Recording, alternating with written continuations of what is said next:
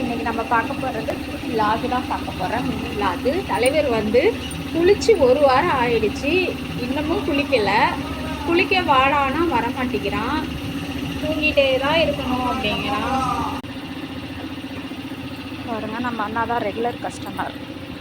மாம்பழம், நவாப்பழம்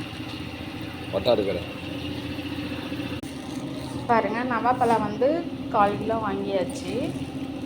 டேஸ்ட்டும் நல்லா தான் இருக்குது. பட்டு இதில் வந்து கொட்டை வந்து ரொம்ப பெருசாக இருக்குது. நெக்ஸ்ட்டு வந்து மத்தி மீன் வந்து வாங்கிட்டு வந்திருக்காரு. மத்தி மீன் வந்துட்டு சின்ன சின்ன பீஸாக தான் இருக்கும். இப்போ வந்து பார்த்திங்கன்னா நல்லா பெரிய மத்தி மீனாகவே வாங்கிட்டு வந்திருக்காங்க. அதனால் ஃபிஷ் வறுவல் போட்டுடலாம் அப்படின்னு சொல்லி